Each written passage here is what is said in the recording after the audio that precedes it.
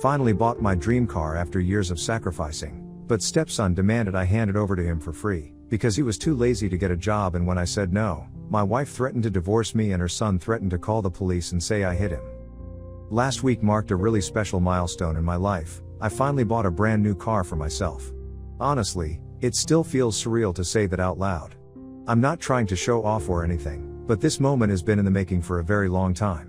Ever since I graduated from college, I've been driving the same old second-hand car that my parents gave me. It wasn't fancy, far from it actually, but it got me where I needed to go. That car was with me through everything: my first job, late-night drives to clear my head, countless road trips with friends, breakdowns, and everything in between. Back when I first started working at my company, my priorities were pretty clear. I wasn't chasing flashy things or spending money on luxuries. I was focused on building a stable foundation. A big part of that meant being responsible with my finances, saving for my own future, but also sending money back home to support my parents. They had sacrificed so much for me, and it was important to me that I give back, even if it meant tightening my own belt for a while. When I met my first wife, Diana, she came into my life like a light. We were genuinely happy. We built a life together, made plans for the future, and leaned on each other through the usual ups and downs. But life, as it often does, threw us a devastating curveball. Diana was diagnosed with cancer. What followed was a long, painful journey, physically, emotionally, and financially. Every ounce of our savings, everything we had carefully put aside, went into trying to fight that disease. The treatments, hospital stays, medications, it all added up. But none of that mattered more than trying to keep her with me, to give her every possible chance. Sadly, despite everything we did, Diana passed away 4 years ago. That loss broke me in ways I can't even fully describe. For a long time, I couldn't even think about moving forward. I kept to myself, buried in work and routine, not really living, just existing. Then, Sheila came into my life. She had been a single mother for as long as her son, Max, had been alive. Her ex had walked away from the responsibility of fatherhood without a second thought, leaving her to raise Max on her own. She juggled multiple jobs just to keep the lights on and food on the table. When we first went out on a date, I didn't expect much. But she surprised me. Sheila was effortlessly charming. She never pushed me to open up, but somehow, I found myself telling her about Diana, about the pain and the years I'd spent feeling like a shell of myself. And she listened and really understood. As we spent more time together, I got to know her son, Max. He was a good kid, curious, and kind-hearted. Slowly, the idea that the three of us could actually be a family didn't feel so far-fetched. It began to feel natural for us. So, after 2 years of dating, I proposed to Sheila, and she said yes. Not long after, we got married. Since then, Sheila and Max have been living with me at this house. Now, here's the thing, what I didn't see coming was how much things would change after Sheila and I got married. Before the wedding, she seemed so caring and appreciative, but after the wedding, it's like a switch flipped. Suddenly, all she cared about is appearances, bragging to her friends about how much money I have in my bank account, name-dropping our latest vacation destination, or showing off her new purchases like trophies. She demands that I take her on 4 to 5 exotic vacations a year.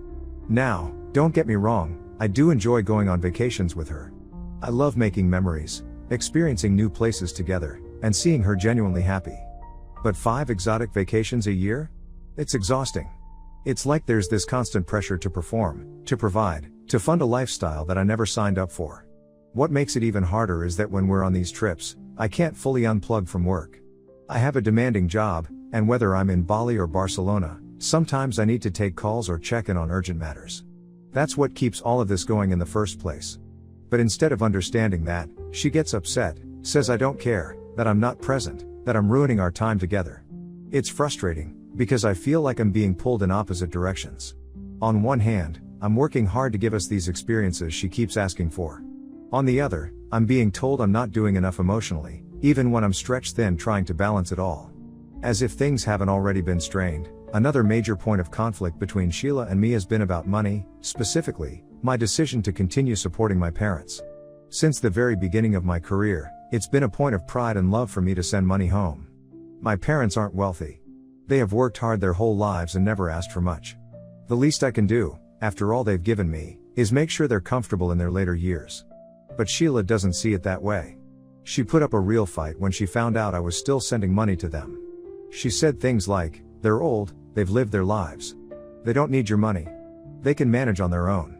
And when I stood firm, refusing to cut off support to my parents, she suddenly shifted tactics. She said, "Fine, then you should start sending money to my parents too. It's only fair." I was taken aback. At first, I thought it was just a heated reaction, but just a few hours later after our argument, I got calls from her mother, her father, even her brother, all making their case, telling me how it's only fair to send them money too and how I am so successful so I can afford it. And just like that, I have become financially responsible for not just my own parents, but hers as well. It wasn't something we discussed and agreed on as a couple, it was something I was pushed into, out of guilt and pressure. Max, also, who was previously friendly to me, has also changed color.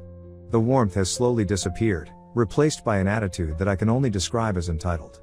These days, all Max seems to care about is what I can buy him, whether it's the latest Xbox, a stack of new games, high-end headphones, or whatever new gadget is trending on social media. If I say no, or even hesitate, he throws a full-blown tantrum. I've seen kids get upset, sure, but this is something else entirely. It's like saying no to him is treated as a betrayal. And then, inevitably, Sheila steps in, not to calm things down, but to escalate the situation. She'll look at me with this combination of disappointment and anger and say things like, "He deserves this. Do you know what he's been through? His father abandoned him. He grew up with nothing." As if that justifies handing him everything on a silver platter now. As if I should somehow make up for the damage someone else caused, financially, emotionally, constantly. I get it. He's been through a lot. I've never once denied that. And I don't mind giving him nice things when I can, when it makes sense, when it comes from a place of love and not expectation. But what I can't accept is being made to feel like a failure because I won't play the role of an open wallet. It's hard, because I still care about Max. I still remember the kid who smiled at me and loved spending time with me and his mom, but now, more and more, I feel like I'm not seen as a father figure or even a person. I'm just the guy who pays for everything, and when I don't, I'm the bad guy. Now coming to the recent incident, after I bought my new car back home, Max, instead of showing excitement or congratulating me, made a face and said, "That car looks too young for you." I looked surprised and explained to him how this has always been my dream car. Then he laughed, and kept throwing in these little digs, saying I would look funny driving it, that I am an old guy trying to act cool. It didn't stop there. He kept insinuating, more and more directly, that maybe he should have the car instead. He didn't say it outright at first, but it was clear what he was getting at. Eventually, he just came out with it, "Why don't you just give the car to me?" I was stunned. Not because he wanted it, he's a teenager, of course he wants a car, but because of the way he expected it. As if he was owed it. I stayed calm and told him plainly that I wasn't comfortable giving him a car, especially not an expensive one like this. I explained that when I wanted a car, I worked, I saved, I waited. I told him that if he really wanted a car, he should at least consider getting a part-time job and start saving up. I would definitely help with the rest of the money, but first I needed to see that he could be responsible and matured. But Max wasn't interested in any of that. He shrugged and said, "Why would I get a job and save up when it's easier to just get a car from you for free?" That moment hit me hard. There was no shame or sense of effort or appreciation. This was just raw entitlement, as if my hard work existed purely to serve his wants. I don't know what stung more, the request itself, or the complete absence of respect behind it. Later, the conversation that followed with Sheila only added salt to the wound. I had hoped, maybe naively, that she'd understand where I was coming from. That she would recognize what her son was slowly turning into, that maybe she would understand what this car meant to me. Not just as a vehicle, but as a symbol of years of struggle, sacrifice, and resilience. But instead of support, she agreed with her son. She looked me dead in the eye and said, "If you don't want to give this car to Max, then you should have bought something cheaper. This is a waste of money." Her words hit me like a punch to the chest. Here I was, finally doing something meaningful for myself after years of giving everything to everyone else, and suddenly, it was a frivolous decision in her eyes. Not a milestone. Not a reward. Just a waste. She actually continued to say, "I think you should give this car to my son. It will mean more to him than it does for you." I tried to stay calm. I explained again that Max was a teenager, he hadn't worked for it, hadn't earned it, and that handing it over would send the exact wrong message, that rewards come without responsibility. But Sheila wasn't hearing any of it. In fact, she started accusing me of making Max feel left out. That by not giving him the car, I was somehow making him feel unloved or less important. I made it clear to her that I've never treated Max like anything less than family. I've provided for him. I've supported him. I've tried to be a constant in his life when his biological father chose not to be. But now I was being framed as the villain for having the audacity to want to keep my own car. Our argument escalated, and the final blow was when Sheila, in the middle of all this, threatened to go behind my back. She looked me straight in the eye and said, "If you won't give my son your car, I'll just take your card and buy him the same one." Just like that. No shame. No apology. No conversation about boundaries or respect, just a threat, as if my money, my decisions, my feelings meant absolutely nothing to her and her son. Ever since then, I feel like I am invisible in this family. Like no one cares about me. I am just a wallet for everyone. It's gotten to a point where I don't even feel like I'm living with a partner anymore. I feel like I'm living under pressure. Under expectations. Under constant emotional and financial obligation. And now, even something as personal and meaningful as a car, a symbol of my journey, has become just another battleground. I am at a loss for words and need help. So, Reddit Ida for not giving up my car to Max? Update 1. Hey everyone, first off, thank you for the overwhelming support, advice, and even the hard truths many of you have shared with me. I didn't expect my story to resonate with so many people, and reading through your comments has been both validating and sobering. A few of you asked some very good, and honestly difficult, questions, and I thought I'd take a moment to answer them and give a bit more insight. 1. Why did you marry Sheila if there were already red flags? The truth is, at the time, there weren't many. Or maybe I just didn't want to see them. After Diana passed, I was in a very dark place. Sheila came into my life when I was grieving and vulnerable, and she offered comfort, companionship, and empathy that I really needed. We bonded over shared pain, and for a while, it felt real and grounding. Looking back, I think I confused her understanding of my grief for emotional maturity. I wanted a second chance at love and family, and I thought maybe I'd found it. But I also recognize now that maybe I rushed into something I needed, instead of something that was right. 2. Why aren't you setting harder boundaries? I've spent most of my life trying to be the responsible one, the provider, the steady hand, the person people can lean on. And I think somewhere along the way, I seem to have forgotten how to say no without guilt. Especially when it comes to Sheila and Max, I have felt like saying no would make me heartless. But I'm learning now that boundaries aren't cruel, they're necessary. And I've started reflecting on how often I've sacrificed my own peace just to keep others comfortable. To change. 3. Are you afraid of confronting Sheila? Yes. Every time I try to bring up something serious, it turns into an argument, or worse, I'm manipulated into feeling like I'm the one being selfish. She's sharp with her words, and she knows exactly where to press. And with Max being thrown into the middle of it, it always becomes a guilt trip about how I'm not doing enough for a boy who's already been let down.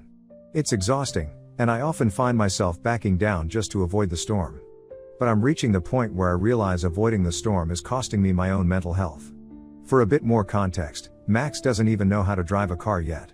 Yes, you read that right. He wants my car, not just a car, but mine, even though he has zero driving experience. 4. Do you have a prenup? Yes. Thank God. That's one of the few things I got right. I had a prenup drawn up before we got married, mostly because I had already experienced the emotional and financial devastation of losing a spouse, and I wanted to protect myself if things ever went sideways again. At the time, I hoped I'd never need it. Now, I'm grateful I had the foresight. Update 2. It's been a few days since my last update. I took everybody's advice and had a conversation with Sheila. I told Sheila, firmly but as calmly as I could, that she had no right to threaten to misuse my money, and certainly not something she can weaponize in order to spoil her son. I told her if she genuinely believed Max deserved a car, then he needed to start acting like someone who was ready to earn it. I said, let him get his license first. Let him learn how to drive. Let him show he's responsible. Then we can maybe talk about getting him a car. Sheila tried to argue, but I shut her down. I reminded her that Max hasn't done a single thing to demonstrate any kind of maturity. He doesn't have a job, doesn't contribute to the household in any way. He's not saving, not planning, not preparing for anything. His daily routine consists of sitting in front of a screen, playing violent video games for hours on end. That's it. That's what his life looks like right now. Most days, he doesn't even show up for school. When he does, he gets written up or is caught sleeping through class. And yet, somehow, Sheila still treats him like a prince. No consequences. No push for discipline or structure. No attempt to guide him into becoming a responsible young man. She just turns a blind eye, excuses everything, and doubles down on the idea that he deserves more because his biological father failed him.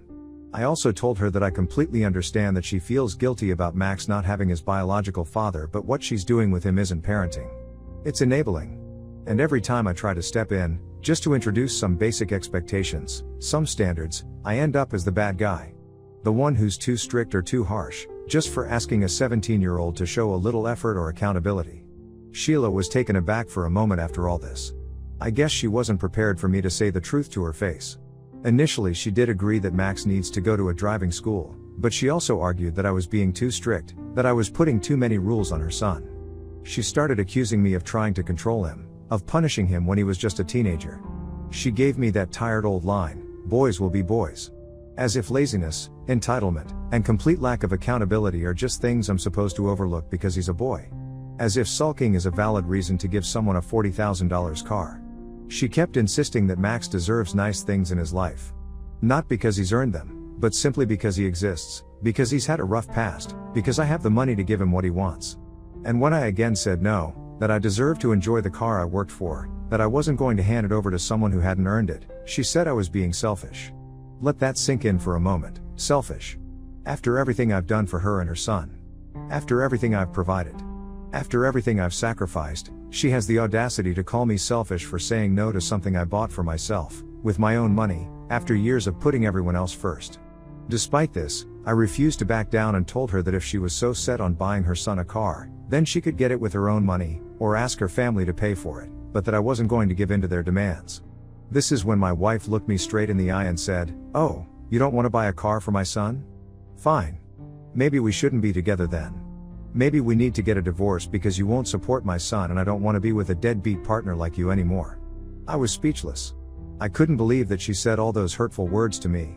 She wanted a divorce. Because I wouldn't hand over my car to a teenager who plays video games all day and doesn't go to school. Because I dared to have boundaries.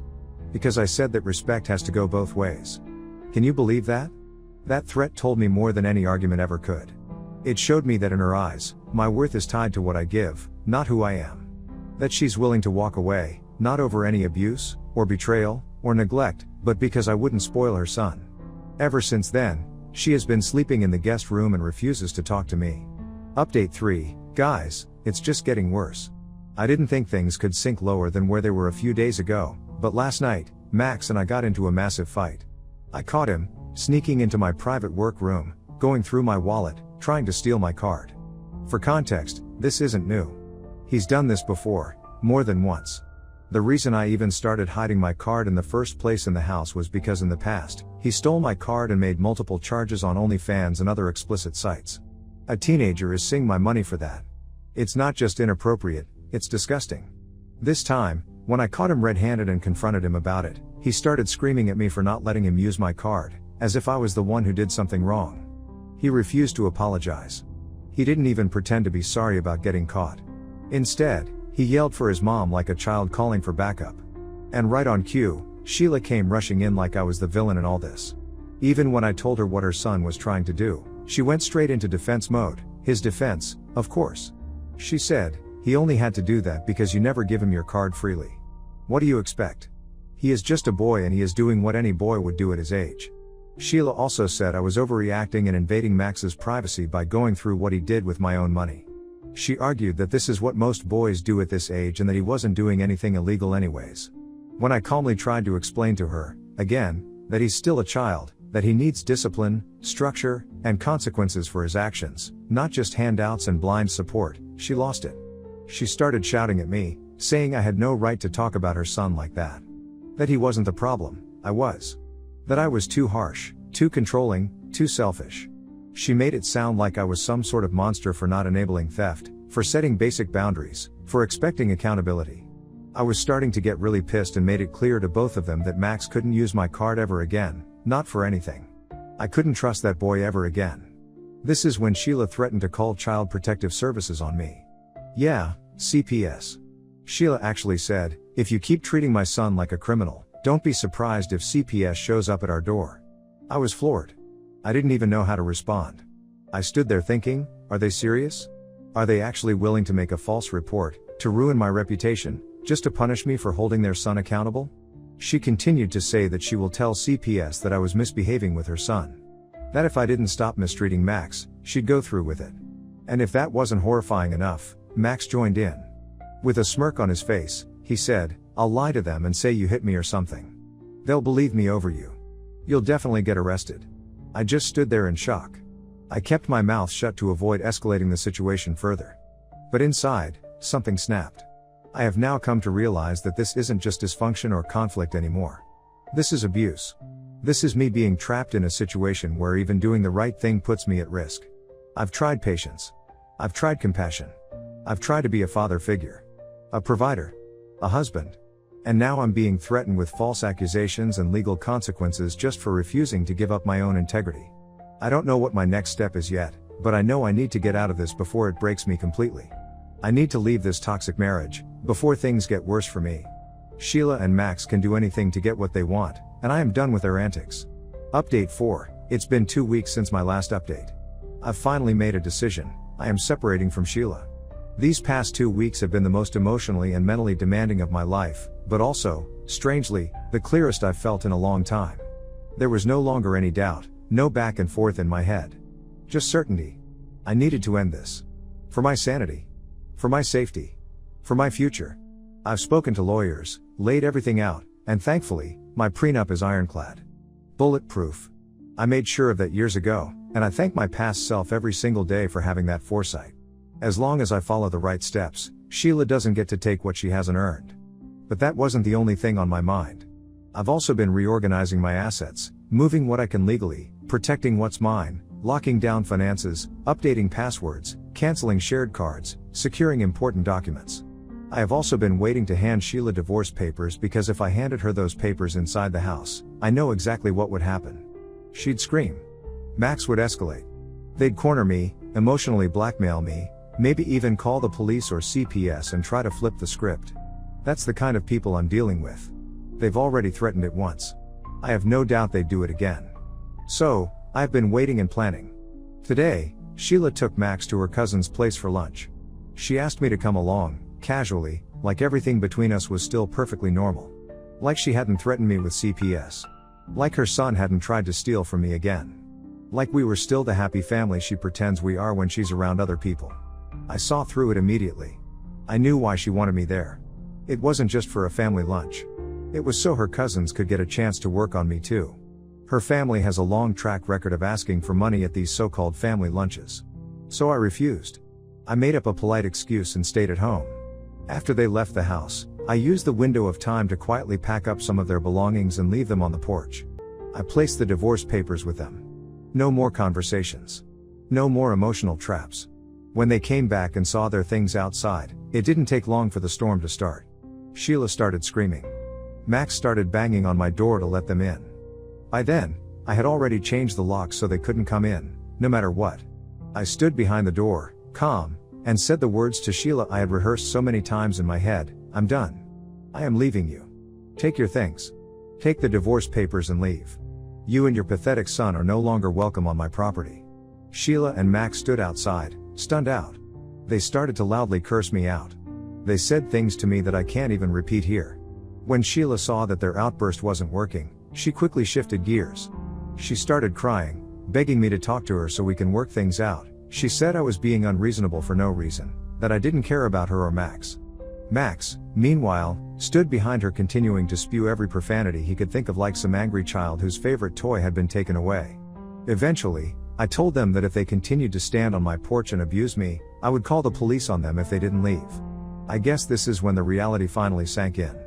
They picked up their things, angry, shocked, flailing for control, and walked away. It was satisfying to watch them leave my house, feeling defeated. It's finally quiet and peaceful in the house. I feel safe and free.